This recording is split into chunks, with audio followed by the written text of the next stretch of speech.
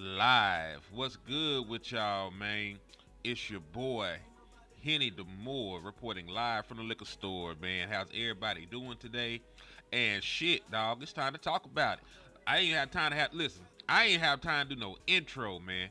We just sliding on here. We doing what we do. We talking about the Dallas Cowboys, where we at now, the Micah Parsons situation, the aftermath, because, man, I ain't gonna hold you.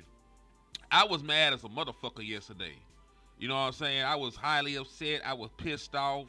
There was no more joy in my soul. After initially after the trade, I was mad as a bitch. But you know, after cooler heads prevail, man, we still gotta play a whole season of football now, man. Like, it's cool. I get it. It's cool to be mad about the Michael Parsons trade. I don't think anybody, that's a Dallas Cowboys fan wanted a generational player to get traded away, given the fact it's hard to find the motherfuckers and everything else. But, it is what it is at this point, man. It is what it is at this point. Like, Michael Parsons is gone.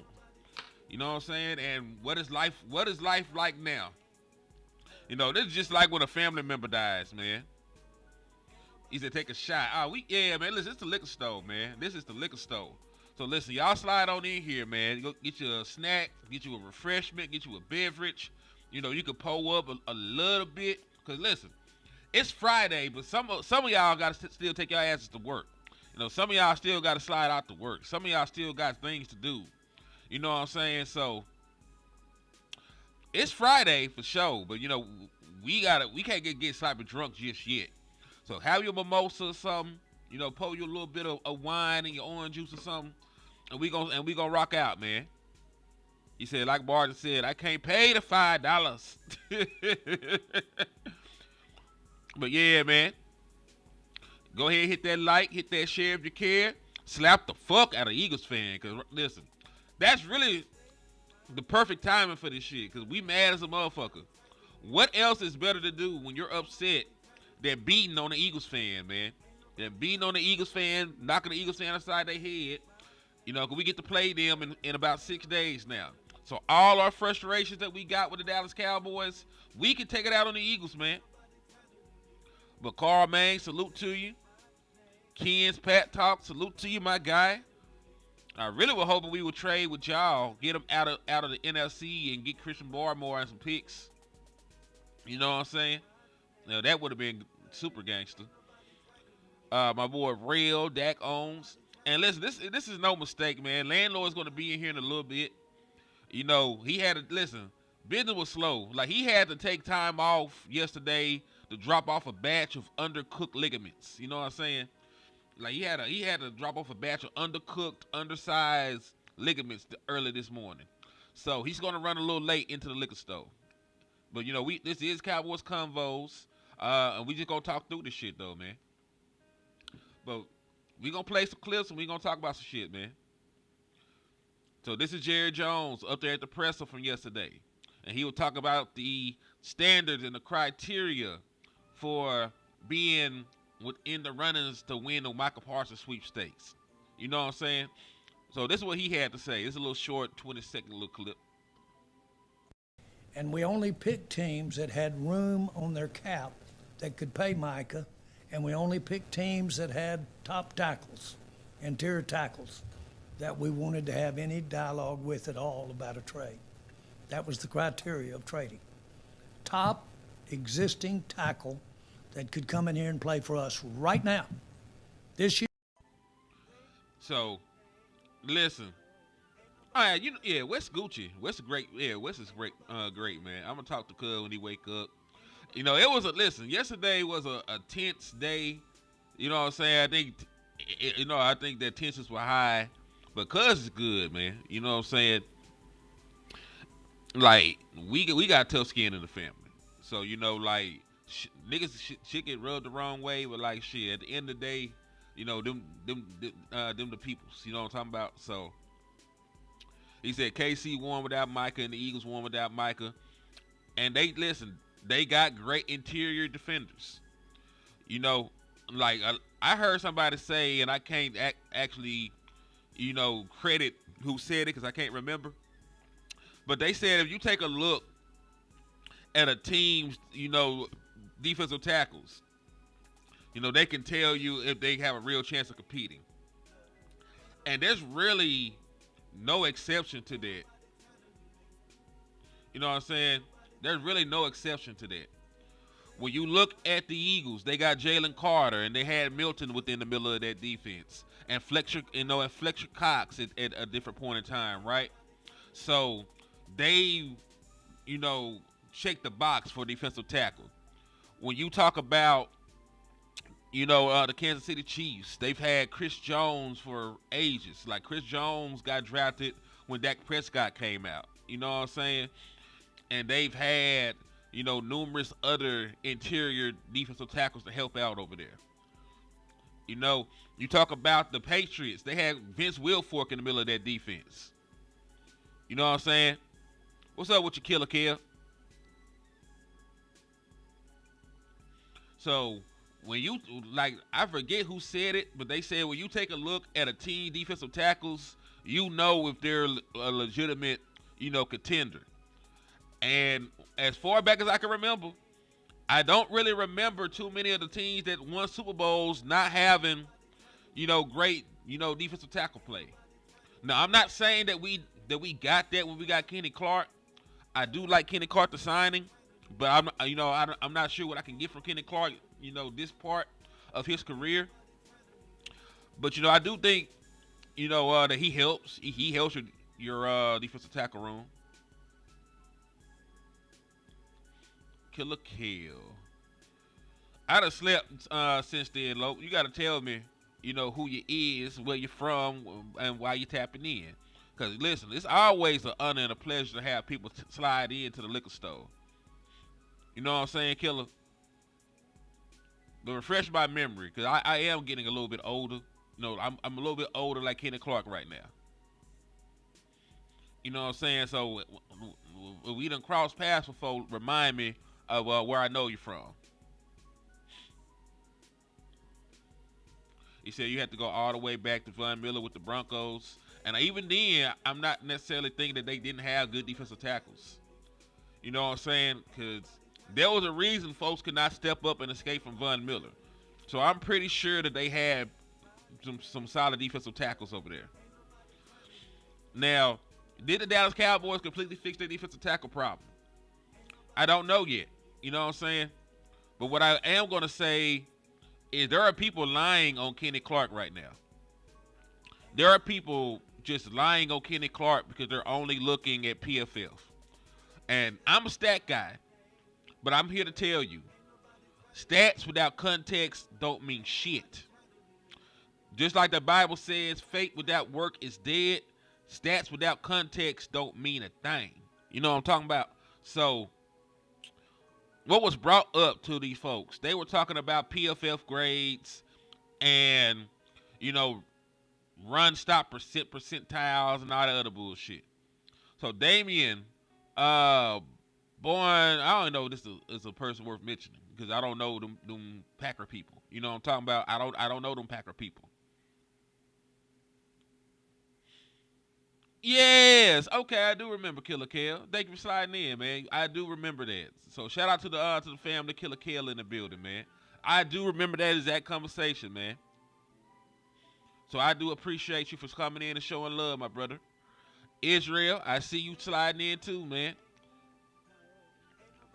And listen, if I say names, I'm gonna put your stuff up here too because for some reason, YouTube be having y'all names all jacked up now. For some reason, YouTube be having y'all names all jacked up now. But yeah, Carl, man, he was in camp. He was in camp. He was in the entirety of camp. So you ain't got to worry about that with Kenneth, with the boy Kenny Clay. He's ready to go. He's in football shape. You know what I'm saying? But we gonna be fair. We gonna talk about everything in regards to this. Damien Bartonek said, let's talk numbers since the Joneses family believes Kenny Clark is the problem solver for their run defense issues, and apparently Michael Parsons did not help. Clark, 62nd in 2024, 62nd percentile in run stop percentage. 2023, 25th percentile in run stop percentage. 2022, 24th percentile in run stop percentage. PFF, via PFF, run defense grades since 2021. They said 54.7, 53.0, 61.2, 57.1. Right? So he is trying to insinuate that Kenny Clark is indeed not a good run defender. But I do want people to understand this. PFF does not necessarily have a great way of quantifying how well a defensive tackle affects the overall run defense on a team. So, for example, do y'all remember our boy? Do y'all remember Jonathan Hankins? The Dallas Cowboys traded for him. He was about 30 years old. You know, he was a run stopping one tech for the Dallas Cowboys, you know, from the middle of the 2022 season and the entirety of the 2023 season. Now, our run defense greatly improved. However, Jonathan Hankins' individual grade against the run was not great.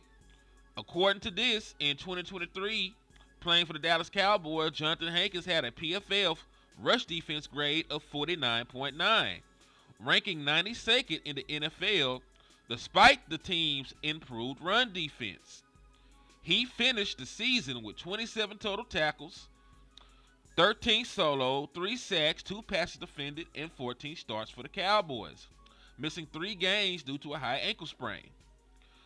2022, the year that we actually traded for him, he also had a 49.9 run defense grade, also ranked 92nd percentile. Right? So Jonathan Hankins' individual run defense grade was not good for the Dallas Cowboys. However,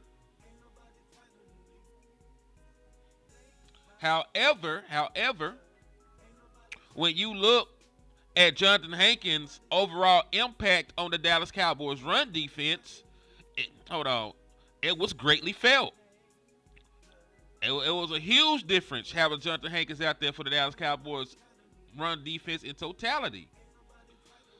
According to Patrick O.C. Walker, Jonathan Hankins returned to the Cowboys run D. That's trending in the right direction. Post-Buffalo is a big deal. So contact behind the line of scrimmage on run attempts. With Hankins, the Dallas Cowboys got into the backfield and touched the running back damn near 40% of the time. It was like a 60-40 split on them making contact, with a running back behind the line of scrimmage. So like 40% of the time, they were getting behind the line of scrimmage with Jonathan Hankins out there. It dropped off to 32.9% of the time when Jonathan Hankins was not on the field. Conversely, when Jonathan Hankins was on the field, the Dallas Cowboys only allowed 3.67 yards an attempt. When he was not on the field for the Dallas Cowboys averaged 4.53 yards a carry.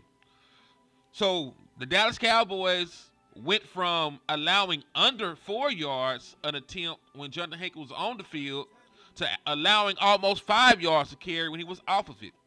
Jonathan Hankins was good for almost a yard per rush difference of a 0.86.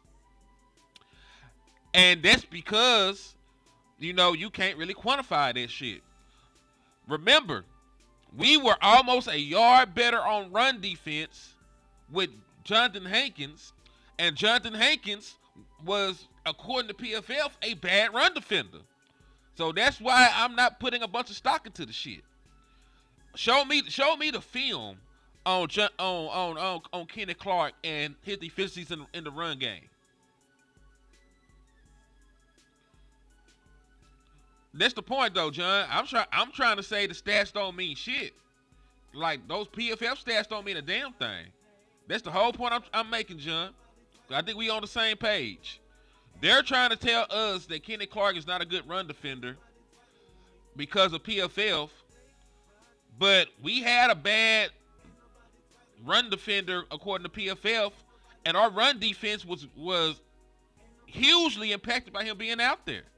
Like, he was a big upgrade for our run defense, despite the fact that PFF said he wasn't that good.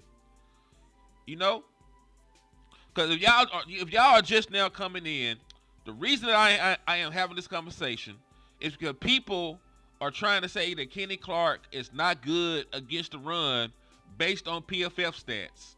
However, we recently just lived through a defensive tackle having bad run grades and improving your run defense.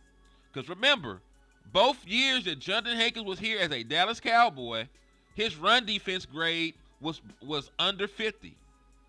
However, despite being a lowly rated run defender, according to them, you got almost almost 4% more tackles and contacts on running backs in the backfield with him out there, and you were almost an entire yard better against rushing defense.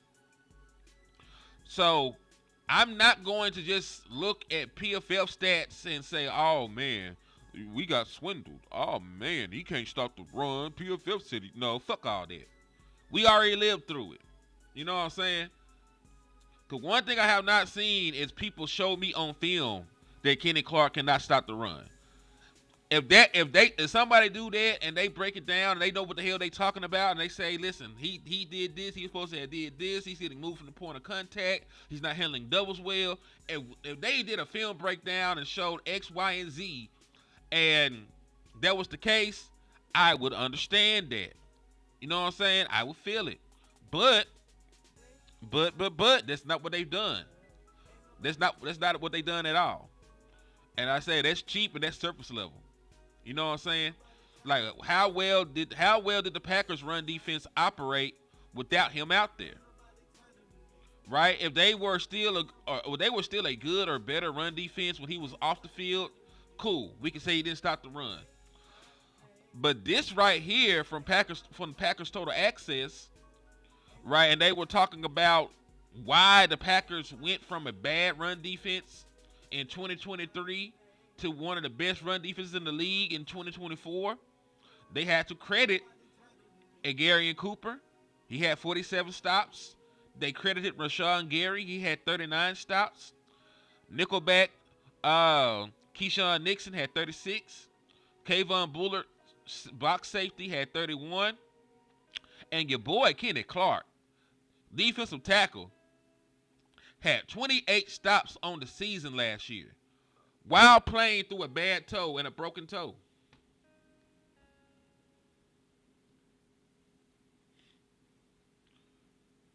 You know what I'm saying? So I do not want people coming out here talking about, Kenny Clark, right? I don't want people disrespecting Kenny Clark just because they mad at mad about the Michael Parsons shit. Kenny Clark is still a good solid player. He's not Michael Parsons, but he does greatly improve the interior of your defense. He does. He does help the interior of your defense. And I don't think it's fair to just, discriminate against the kid because we upset about the Michael Parsons shit. You should evaluate Kenny Clark on his own merits as a player and as a person. He's a former first-round pick. He's a 3-time Pro Bowler. He's a nose tackle that does have pass rushing ability. His last healthy season, now that it comes out that he had the toe injury, he did account for 7.5 sacks from the interior of that defensive line for the Packers. So I'm not trying to sell y'all no wolf tickets. I'm not trying to get y'all to drink no Kool-Aid. I'm not Jim Jones. I'm not Jim Jones. And I'm not trying to say this is the best run defender in the National Football League. That's not what I'm trying to articulate to you. But what I am saying is he was an integral part on a run defense that was seventh in yards per carry, in yards surrendered. Like they were in total yard, they were the seventh best run defense. For yards per carry, they were the second best run defense. And he had 28 stops. He had 28 stops on that defense. He was one of the main contributors in the run defense by the numbers, despite the fact that PFF says otherwise. And as I pointed out, for anybody just now coming in, Jonathan Hankins was graded bad against the run as well. Let them tell it. Yet you were a yard better with him on the field, and you got tackles in the backfield and hits in the backfield at a much higher rate. You know, when he was out there. So we're gonna do the film on said Kenny Clark. Probably do it tonight. We get an opportunity to jump on with Boss and chop it up with the boy about that shit. See we like what we see from Kenny Clark, because he listen. Even though he was hurt, he played last year. You know, that's one of the beautiful things about it. Like, Kenny Clark played 17 games last year. He played in the playoff game. He played 17 games the year before that. And he played in both those playoff games then. So Kenny Clark in the last 2 years had 17 games of regular season footage that you can break down and look at, and 3 games of playoff footage that you can break down and look at to decide if you like Kenny Clark or not. You don't have to just look, at surface level PFF numbers. You can go out there and look, at that shit. You know what I'm saying? What's up with your cool for 3? I think he will help. I agree, Queso. He's better than Mozzie. That's all we need to know. I mean, that is true. Like, and I think people are very hard on Mozzie Smith, but as of today, Kenny Clark is still a better defensive tackle than Mozzie Smith. And it's not one of those 3-tech, 1-tech things. Like, he's a 1-tech with pass rushing ability.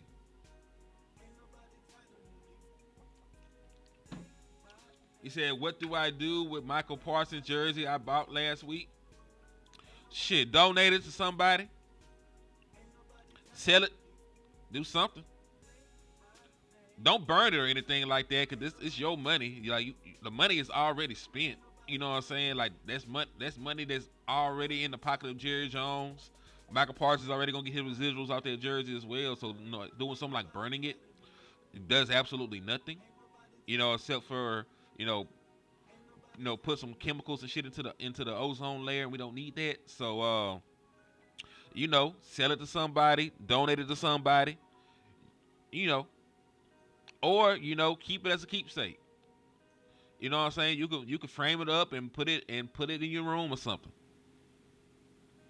You know what I'm saying? Like, hell, it is what it is. He said Osa going to have a better season with Clark, and this is something I just want to be quite frank with you. When you talk about getting upfield, playing the run on the way to the quarterback, all the other cliches they like to say, Kenny Clark actually fits that mold. You know what I'm saying? He does actually fit that mold. So, in terms of a scheme fit for what Matt Eberflus wants to do, Kenny Clark is your guy. Like, he can do the stuff that Mozzie Smith not necessarily might not be able to do. And shout out to the original people for the cash app. He said for food. I mean, listen, man, thank you. Because we will make content for food. Matter of fact, if you want to help the Liquor Store Light Fund and help keep the lights on, because it do get a little grim and dim over here from time to time. They come, they try and, cut the power to this motherfucker. But if you want to help keep the lights on in the liquor store, all you got to do is hit the cash app, man. It's $ Henny the Mo, and anything you're seeing is a great help for your boy. You know what I'm saying? Beggars cannot be choosers. Because, niggas is begging right now. So, beggars cannot be choosers. So, I appreciate y'all good people in advance for any and everything that y'all do. He said, dang, Micah, y'all niggas crazy. He said, people act like Flus hasn't had great defenses without having Micah level pass rushers. I already know most of the guys from Indy. I mean, that is true. Now, and listen, I'm not gonna sit here and act like I don't understand why people is mad. Like you just got rid of. There's no way that you can sugarcoat it. Micah Parsons is one of the best players in the National Football League. He's one of the best pass rushers in the National Football League. He's on a Hall of Fame trajectory, and you traded him away. He said, well, you shouldn't need us to cash app you now. You have a new contract with Green Bay. Junior Joe is funny as a motherfucker. I won't hold you. But that is a nigga in the trap. So, we don't mind shooting them niggas over there. I ain't gonna hold you. But it is love, though. He said, Dwight Burrow, we gonna see. Yeah, so salute to Isaiah, too, though, man. I know as a Packers fan, like, this shit is probably like Christmas. For a Packers fan, this shit is probably just like Christmas. You're getting a young, dynamic pass rusher. You've kept most of your core outside of Kenny Clark together. You know what I'm saying? So it's all good in Packer country. It's all good in Packers country. So I know y'all niggas happy as a motherfucker. Like, I'm not just ecstatic, but I live with the shit, man. You know what I'm saying? Like, we grown. Like, bad shit happens to us all the time, and we gotta keep, holding on and moving on, man. So, was it something I wanted? Fuck no. But now that it's happened, we got to try and find a way to win. You know what I'm saying? We got to try and find a way to win and be successful without Micah Parsons here. With the players still under contract, with the players still in the building. Like, we can't punt an entire 17-game season. You know what I'm saying? Especially because we got depth at pass rusher. They ain't fucking with... Listen, and when I say that, they ain't fucking with a picture of Micah Parsons. But you still got Dante Fowler. You're hoping that Sam Williams could take the next step because they were thinking that he could last year before we got hurt, right? You spent a second-round pick on Marshawn Nealon. You spent a second-round pick on Donovan Izaraku. You know what I'm saying? Like, you spent some capital in there to have good pass rushers, or at least people to put in there to rush the passer.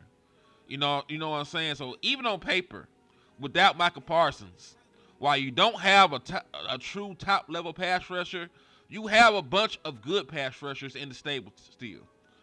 And that's, without seeing if Donovan Izaraku is really him or not. You know what I'm saying? He said, you going to do any raffles? I have no idea. I have no earthly idea. You know what I'm saying? I might, if y'all will support raffles, you know what I'm saying, I might do a raffle. Matter of fact, we're gonna see what's on your mind, man. Hold on. I'm gonna put a goal up. I'm gonna put a super chat goal up.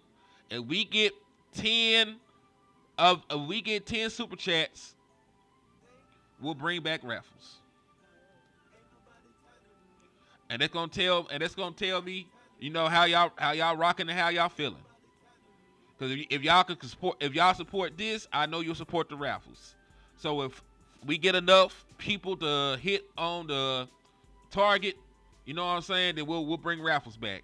If not, then y'all have spoken. This is like I own the liquor store, but the shit like a democracy, or a democratic republic, or whatever you want to call the shit.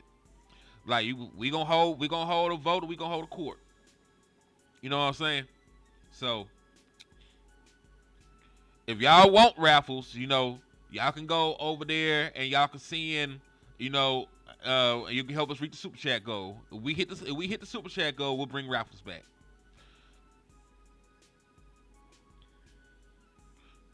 All right, he said, if we beat Philly with all this trash talking, Trump gonna have to drop a nuke on my ass. They gonna just have to take my nigga out the game, though, man. Hey, I understand it, though. I would be talking grease as a motherfucker, too. We have somebody else that's supposed to be coming in. Like, LandLord is supposed to be in here manning his own channel, but he's just running a little bit behind. He had some shit he had to do. So it's me and my partner run a joint show, and he'll be back in a little bit.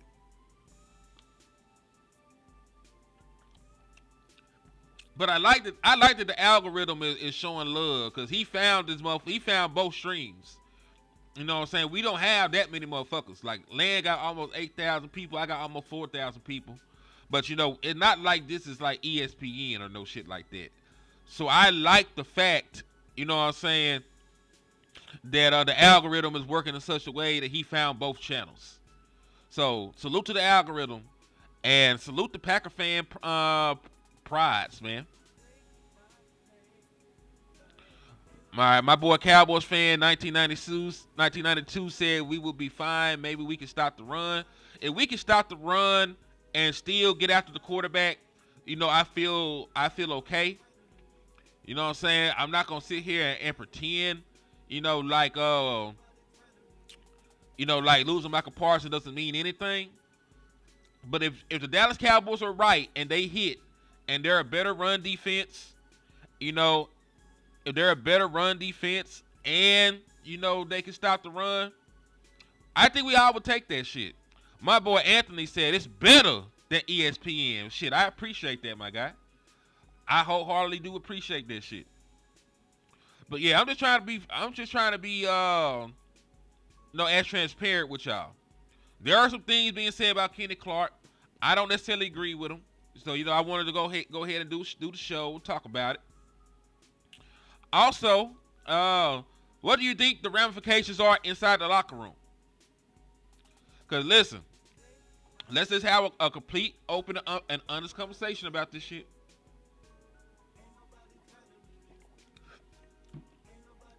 If we have fans, F-A-N-S, fans, that have crashed out, that have lost their will to live, that don't want to be Dallas Cowboys fans no more, that want to punt, on the season, that never met this man a day in their life, and they want to give up living. They went home and they slapped the shit out of their wife and children for no reason because they upset about Michael Parsons.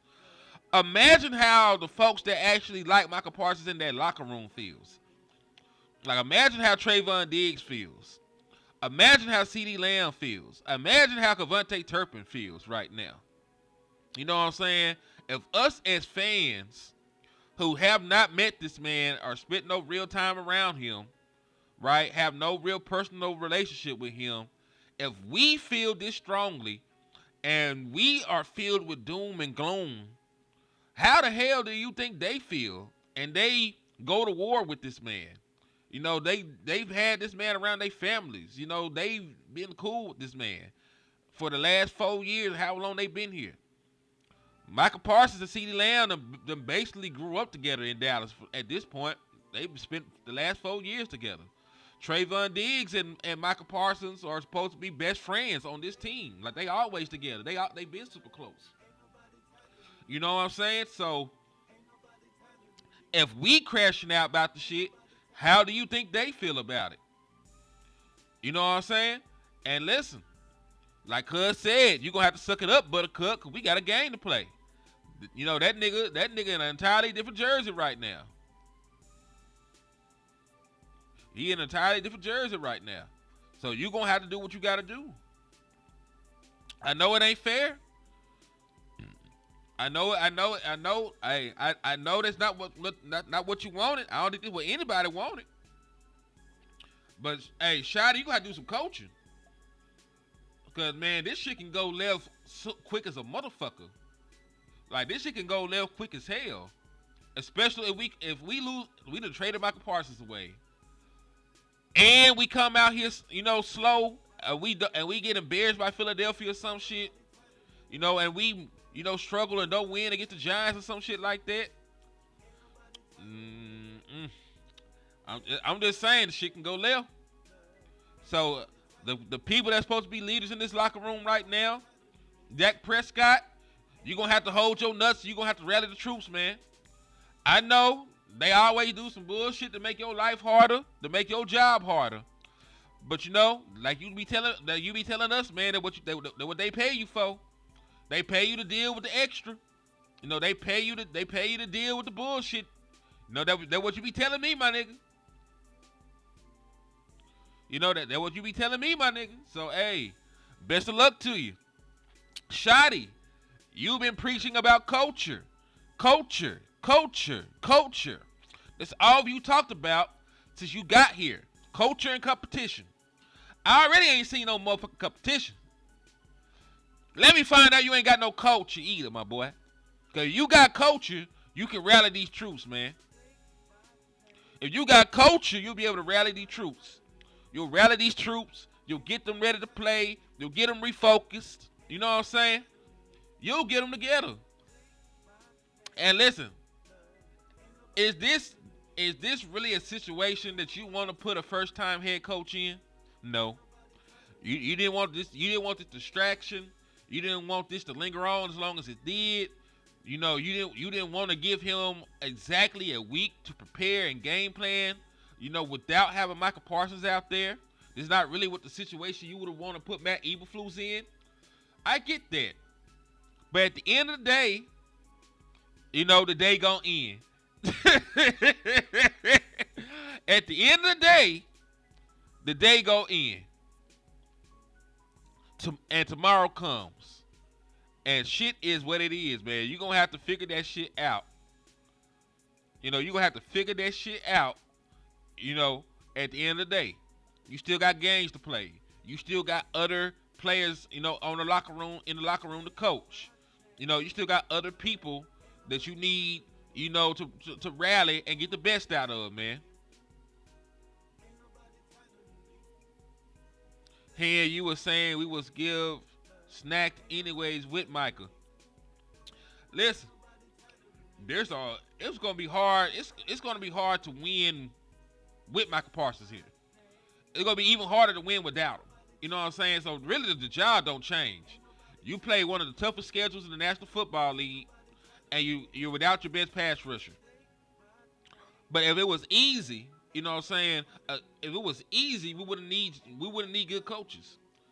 Like if football in the National Football League was just easy, no nothing, you just go out there and line people up and you know what I'm saying, and did all this other bullshit, we could probably coach the Dallas Cowboys. You know what I'm saying? Like we could probably coach the Dallas Cowboys if the shit was that easy. None of this shit is easy. You know what I'm saying? None of this shit is easy. So I get it. It's not the best situation that you want to put them in. But guess what? They're in the situation. They have to come out this shit for our sakes. As fans, as motherfuckers, as motherfuckers that want to compete and win and do shit, we still got to figure that shit out. The NFL season is not getting canceled because the Dallas Cowboys traded away Micah Parsons. It's not. You're going to have to take your ass out there. You're going to take your ass out there and play football. They did not move. They did not move, our schedule around just because we traded Micah Parsons. Like, the game is still on. We're going to have to play the Eagles, and we're going to have to line that shit up.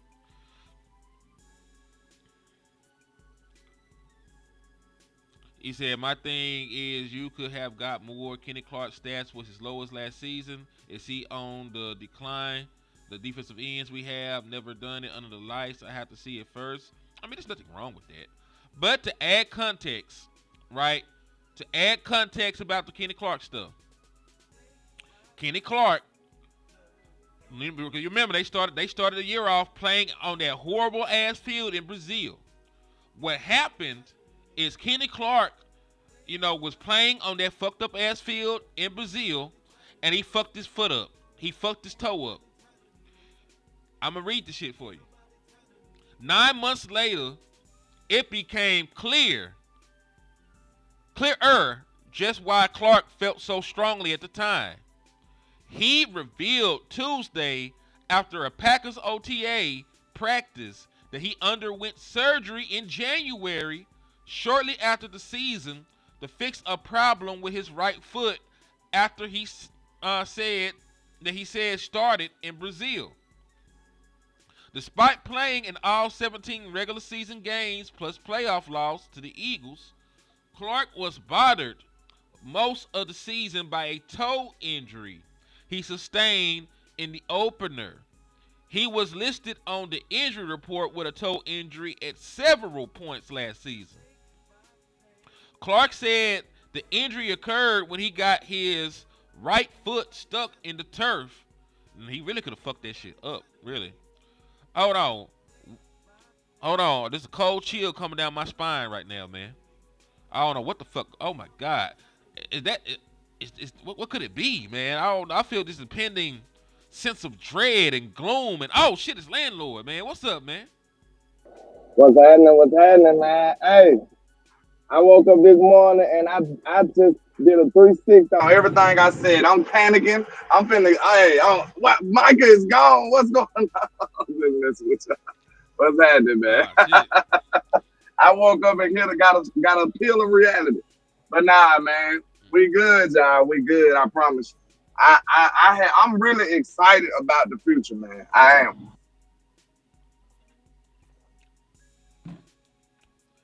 I feel it, man. Well, listen, we were sitting here talking about Kenny Clark when you slid in. Did you catch it in there, or do you want me to catch you up to speed? Yeah, I heard you because you said he bent his toe up on that regular dirty field in Brazil. Exactly. Also, did you catch the stuff I said about folks using PFLs to try to say he's not a good run defender? That's goofy, but yeah, I did. Oh, you did hear that? Okay, cool. All right, so you're caught up to speed. That's pretty much everything. Go back over the numbers they saying though, because I mean we know you got to combine the stats with the film. Exactly, because they were saying based on PFL that his run grades were 54.7, a 53, a 61.2, and a 57.1. And they're trying to say the last time he was a great run defender was 2020 during COVID. My pushback on that is Jonathan Hankins greatly helped the Dallas Cowboys run defense, and he graded out as a 49.9 both seasons in Dallas. And while we had Jonathan Hankins, our run defense was damn near an entire yard better with him on the field, and we tackled or made contact with people behind the line of scrimmage at damn near 40% when Jonathan Hankins was on the field. So we got way more penetration, and we were damn near an entire yard better on run defense with Jonathan Hankins out there, despite the fact that PFF said he was a bad run defender by their metrics. So that's why I was trying to say don't just use that shit. You know what I'm saying? Don't just use that PFL shit to try to say that man, can't stop the run. Like don't get that emotion. I use PFF to help me see the stats just in front of me. It don't help me come to a conclusion what a player is. I do that by film. I don't care what position for real. I always go by the film more than anything because the film don't lie. The eye in the sky don't lie, man. The numbers do. Yeah, like I'd say, even as a stat guy, numbers without context, do not really mean too much. You know what I'm saying? If I told you a linebacker had 150 tackles, you would think the linebacker played well. But if I told you the linebacker's name was Jalen Smith, y'all niggas would be like, oh, hell no, I know that nigga didn't play well. Okay, then. So we can't just use tackles to say a linebacker played well, right? Because we know there's run stuffs. We know there's tackles for loss. We know there's tackles at the line of scrimmage. We know there's forced fumbles. There's all kind of shit to grade if a linebacker played well. You know what I'm saying? That's all kind of shit to say if a linebacker played well outside of tackles. We don't know, Bob, but yeah, you're here. You should leave then, sir. Have a good day. I think they actually talk to people in the chat box. Oh, shit. I don't know now. If you're talking to somebody else, I apologize, man. Yeah, I'm just trying to see what's going on. You came out shooting. Actually, they talk to people in the chat box, man. You good. And Queso said the eye test on Kenny Clark was pretty solid. Like, I haven't had my time to dig my teeth into a lot of Kenny Clark's tape, but like one thing I do know, just from what I have looked at Kenny Clark, when you talk about playing the run on the way to the quarterback, the kind of shit that, Rod Marinelli wanted the kind of shit that Matt Eberflus want. He could do that. Like he could play the run on the way to the quarterback very well. That's why he's a defense. That's why he's a defensive tackle that consistently gets 5, 6, 7 sacks. You know what I'm saying? Like if he don't do anything else, he is disruptive. Now he doesn't always make the tackle once he gets back there, but he causes enough disruption to where other people can sometimes. You know what I mean? He said Jared really blamed Parsons for us not stopping the run. That's a little bit too far, but As a defensive tackle, that's all your job is for real. Especially as a one tech, you really just assisting all day. You like a point guard that don't shoot. Mm. You just assisting your linebackers all day. Basically, that's what you're doing. Mm-hmm. Like Quinn Bohanna said, even though he didn't live up to that, he was like, linebackers love me. Your linebackers should love your defensive tackle, man. I mean, listen. One thing that Ray Lewis did, I seen Ray Lewis. He had twinkles in his eyes when he was talking about Haloti Ngata. You know what I'm saying? Haloti Ngata was the big defensive tackle, for the Ravens. And Ray Lewis, like every time he talk about that man, it's like a gleam and a glisten and glisten that nigga eye. He looked like he in love. Like damn dog. So I feel you. Like that is 1,000% correct. Your linebackers should be deeply in love with your defensive tackles. Matter of fact, they should like them so much that it's unhealthy. What's up, Anthony? He said, Nefarious One, I'm driving into work, but I got to talk to Hen last night. Shit was tight. Yeah, cuz it hit me. We chopped it up for a little bit, man. Good dude. Great supporter. Ant, you a GOAT, and I appreciate you for always rocking with us, man. Absolutely, man. Landlord had to go to bed. I had to be up very, very early. So, yeah, just tap in with me, though. And I'm listen, always available, people. Like, if you see me on social media, you got my inbox or something, if I get time, you know what I'm saying, especially if it's urgent, I'm always here to talk for it. So, just holler at your boy. indeed. And yeah, cuz, like, listen, see, that's how I know they wasn't talking about us, because, like, they talk about one of your points. They said Sam Williams is a baller at defensive end as well. Like, you were one of the main people that Super Bowl is on Sam. I know everybody just mad at everything right now. Hold on.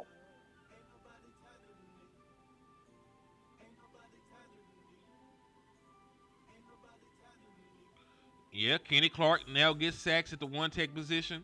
Osa Odigizua gets sacks at the three tech position. Dante Fowler gets sacks at defensive end. Sam Williams, in limited opportunities, was a 4.5 sack guy. So if you up his production rate, he might be able to get up to 10, 11. You know what I'm saying? So it's not completely, it's not completely over. I'm not gonna act like I ain't gonna act like you ain't gonna miss the boy. But you got 50,000 pass rushers, and to be fair, with how many defensive ends the Dallas Cowboys stacked up on, it sort of seems like they were prepared for this situation in this scenario. They have a surplus of edge rushers right now. So who knows? They might have been ready. And you are right about that, Queso. If Trayvon Diggs is back playing like Trayvon Diggs, you know what I'm saying, you will be able to, play a single safety at the top, dare them to throw, on the outside against, pretty much one-on-one coverage with Trayvon Diggs and DaRon Bland, two of the best ball-hawking corners in the National Football League, and they got to live with the result. Because if you put 8 in the box and you're a better run-stopping defense, you put 8 in the box and you create a couple negative plays on first and second down, you know what I'm saying? You can put them in situations where they have to test your corners. You have to win on first and second down.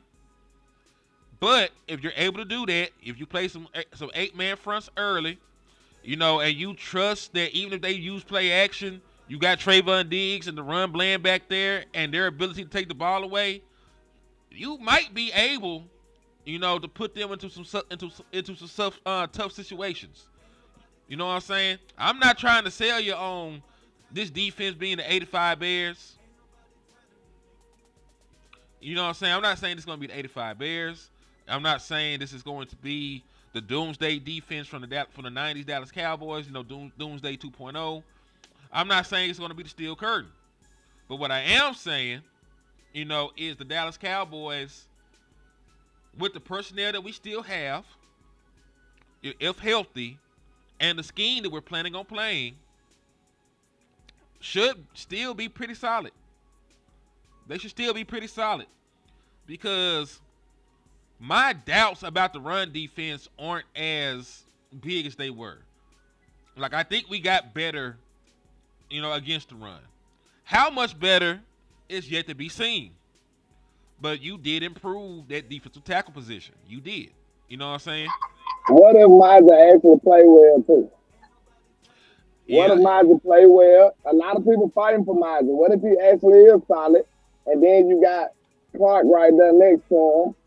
You got Osa that come in too. So like, man, we might be better than we expect. That's possible. Mm-hmm. Ain't no BTA, nigga. We bring belt, nigga. We bring belt.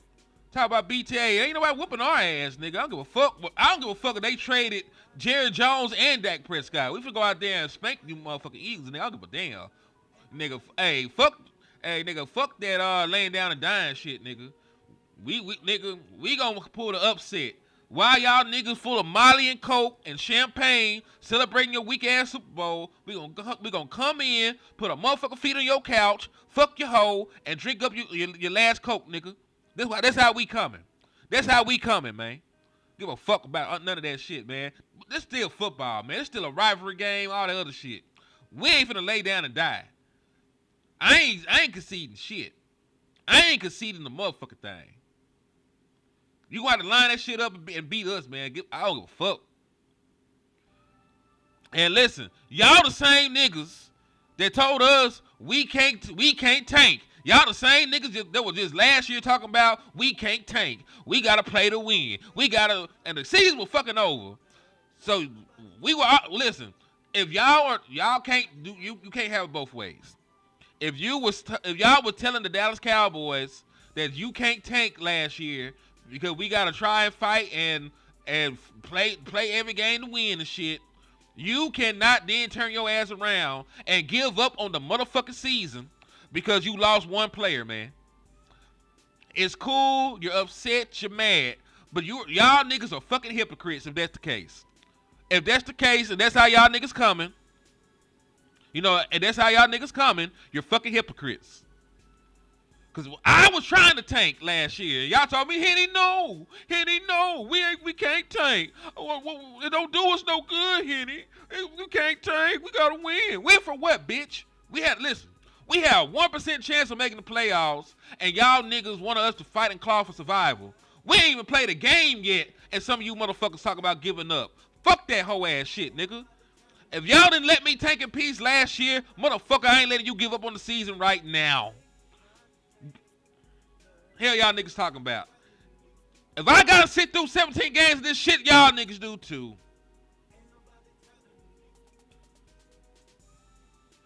I wanted to tank too, man. Them niggas told me, nah, man, we can't do that, Henny. We gotta play. We gotta see it through. So guess what? Y'all didn't let me tank. I ain't letting y'all give up on the season, man. And I love all you stupid motherfuckers too. Y'all still my niggas if y'all don't get no bigger. But we ain't finna do this whole ass shit. And if we get our ass whooped, we get our ass whooped. But guess what? We finna line it up. We ain't conceding nothing. We gonna try and win. All that stuff, man. And we gonna talk shit all the way up until the kickoff, man. Because that's what we do. We fans, man. But I ain't giving up on the motherfucking thing right now, man. Y'all can hang it up. Y'all can stop being fans. Y'all can do whatever y'all want to do. This is America. This is America. This is a free country. You can do whatever you want to do, But I'm not doing it. Listen. I had my time to grieve. Like and I'm finna read your super chat real quick. Shout out to Khalil Hollis for the 499. He said, I prefer Cowboys have a well-rounded defense that isn't overly dependent on one player. Multiple rushers and defensive tackles. Exactly. Ain't no tail tucking over here, man. We ain't giving our last man a finish the bully walk up. That's not happening. Like, we ain't even played a down yet, and people giving up. I'm just not built like that, man. We got 17 games to play. Let's see how they shake out. And listen, I'm okay with y'all being upset. Like, I was mad as a bitch. You know what I'm saying? I was downtrodden. I felt how you niggas felt, for like a couple hours. And then, life goes on. And let's say I looked up. I came back home. I was still living in the same spot. I had the same bills. I had the same responsibilities. And I looked at the schedule. We were still playing the same motherfucking game on September the 4th. So you know what? You got to move on, man. And listen, if you are dwelling on it as a fan and you can't move on, what do you think that's gonna do for like the players? Like we expect them to go out there and hoop and shit, and we can't even get over the shit. And they actually know this nigga and was cool with him and shit. Nah, I never asked people to do shit that I wouldn't do. So I'm moving past it. I'm hoping they're able to move past the shit. That's how I'm coming. You want to know something, bro? I What's hate up? to say this, but it's a possibility. You know all this culture talk that Shotty was talking about? You think Michael Is, was bad for the coach? is it a chance that Shotty didn't feel like that was the right kind of culture? Mm-hmm. It's a possibility. Listen, anything is possible. Because I ain't gonna hold you. Remember what we talked about last night? There was a Nick Harris report. Because remember, Jerry Jones said it was unanimous. He said it was a Nick Harris report that Jerry Jones went to Brian Schottenheimer, and Jerry Jones also consulted an unnamed player in leadership, and neither one of them, stood on the table for Michael Parsons like that. They still agreed to go ahead and trade him after talking to Brian Schottenheimer and said player that was not named in the article. So, it's a possibility. I'm just talking about what Nick Harris reported. I'm not saying, that Michael. I don't know Michael personally. I know TP. I fuck with TP, but I never met Michael Parsons or no shit like that. I never had a conversation with the man. But if what is being reported is true, and Brian Schottenheimer was okay with moving him despite how talented he was, one of the big dogs in the locker room was consulted, and they were okay with moving Michael Parsons despite how good he was. If there's truth to that, that's telling. You know what I'm saying? And I'm not saying it's true because we don't know. Cause this damage control and all kind of shit. We don't know what's true. But if that is true, that says a lot to me personally. Said Lions don't cry. Shotty can't have players like that. We will be here with Tyler Smith next summer. Better not be. The Dallas Cowboys just saved $19 million by not extending Michael Parsons. They have no excuse. You got the second most cap space in the National Football League right now by trading Michael Parsons. You went from having $30-something million to damn near $60 million. They better not ever say they broke again.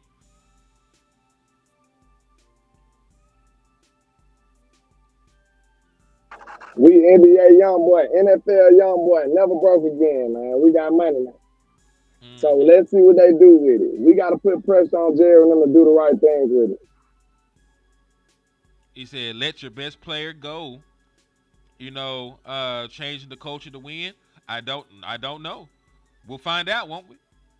Like, we will know relatively soon if the Michael Parsons deal was the right thing.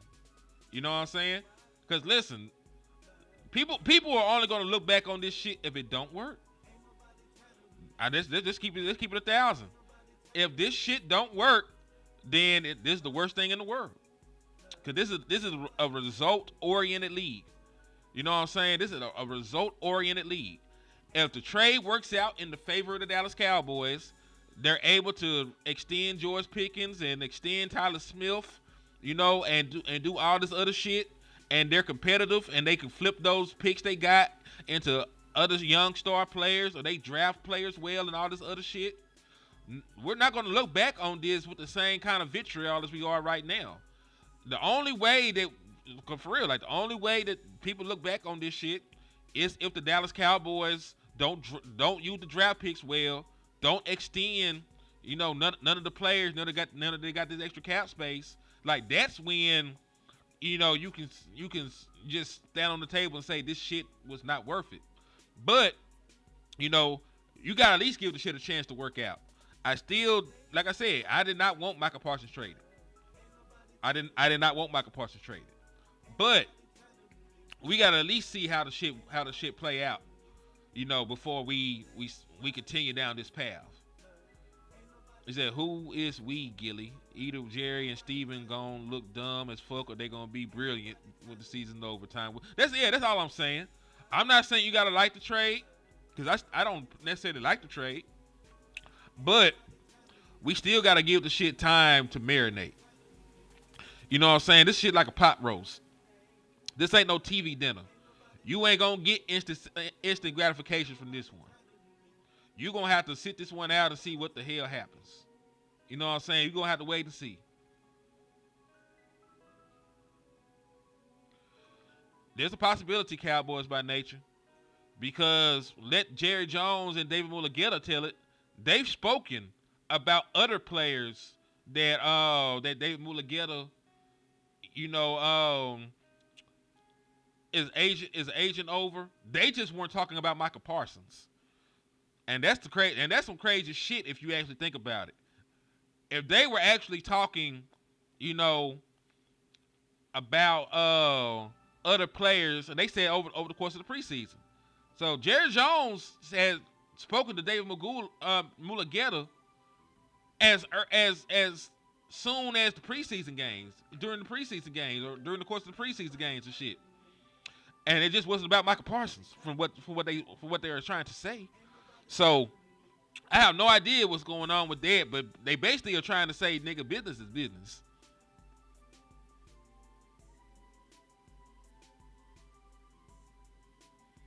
Daryl said, as a real Eagles fan, I don't like it. I don't want to play y'all week 1 no more. I'm not losing my job because I'm mad my homeboy got fired. Hold on. No, that's real shit though. Cause hey, I love the homie. The homie. But these bills are mine alone. Yeah, these bills are mine alone, man. Hey, y'all, hey, hold that thought. I gotta be a parent. Hold that thought.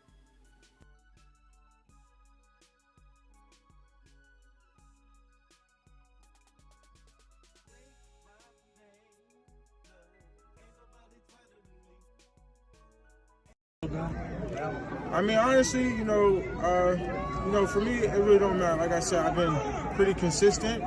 If they don't want me here, they don't want me here. I go about my business. I understand the nature of the business. Like I said, as long as I'm here and under contract, I'm gonna do what I have to do to perform at the highest level. But if this is then, this is then.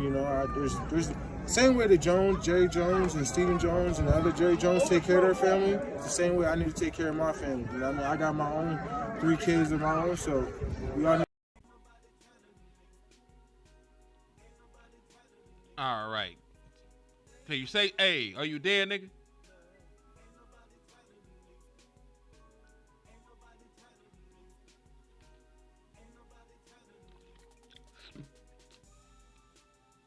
He said, that's why I never bought a Micah jersey. I knew he wasn't going to be there long. The Dodo Birds. Fuck the Dodo Birds. For sure. Fuck the Dodo Birds, man. He said he from South Jersey and an absolute game wrecker. Who y'all talking about? Oh, you talking about Dono. You talking about Donovan? Yeah, talking about Donovan Izaraku. Well, listen, all the other pass rushers down the depth chart, you're definitely going to get more looks at them now because of the Micah Parsons situation. Because Micah Parsons is no longer here. Sam Williams will get a higher snap count. Because Micah Parsons is no longer here, Donovan Izaraku will get a higher snap count. You know what I'm saying? Like the Dallas Cowboys, depth is gonna shine through. You know, early on in the season, man. So we gonna see the guys that we're betting on, the guys that we've drafted highly and we've been developing. We're gonna see, you know, if that shit's paying off, man. You know what I'm saying? And it's gonna be tested soon and early.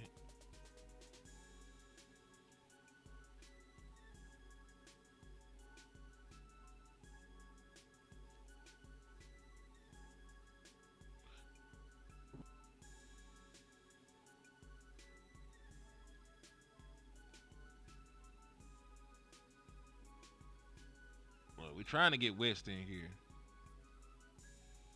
I think the Wi-Fi must have done attacked Cuz early in the morning. He said, "Fuck Jerry Jones and Stephen Jones. Fuck up this organization with their dumb ass. It's not a winning formula, man." Yeah. Listen, I know everybody's mad, but we gonna have to focus. Like this is what I'm going to do to help y'all out. I'm not talking about the Michael Parsons trade after today. Today is the last day that Henny DeMoore is going to have a conversation about the Michael Parsons trade. We gotta set the tone our damn selves. You know what I'm saying? We gotta set the tone our damn selves. Today is the last day. Today is the last day that we will talk about Micah Parsons or the Micah Parsons trade. The next time that you hear me talk about Micah Parsons is how to stop him and block him up, you know, week 4 when we play them, you know, against the Green Bay Packers. But I'm not letting our season be defined, you know, by a trade. I just can't do it. We got to move forward. We got a game to play in 6 days. You know, we play the season opener against the reigning Super Bowl champions in 6 days' time. And we got to talk about that shit. Exactly. Cowboy execution. We're talking about the Eagles the rest of the fucking fucking time. Saturday to Thursday, we're doing nothing but Cowboys versus Eagles content. Nothing but Cowboys versus Eagles content. We got to get focused. We got to retool, we got to refocus, man.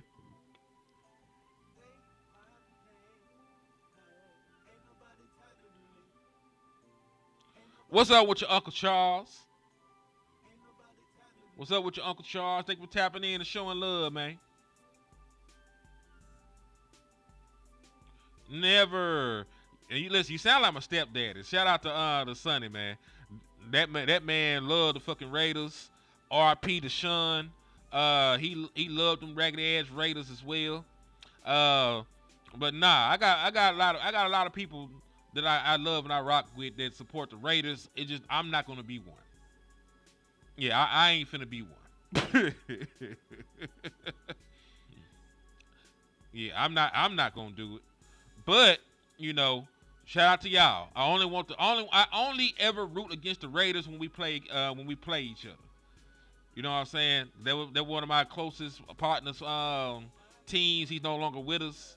You know, like I said, I'm a stepdaddy team. So I don't just want them niggas to lose. You know, I don't root against them or no shit like that. But you know, I damn sure ain't finna become a fan or no shit like that. But salute to y'all. He said C.J. Gardner-Johnson gone.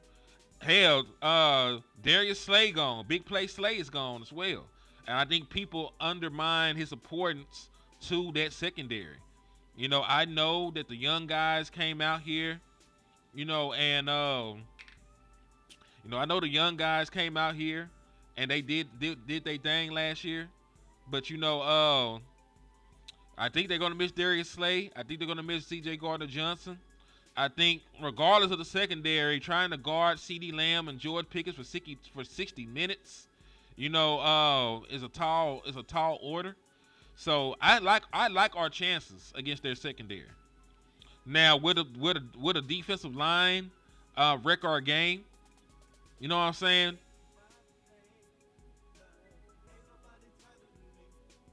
You know what I'm saying? So If our offensive line can block them guys up front, we got some very favorable matchups, with the wide receivers, against that secondary, man. We got some very favorable matchups.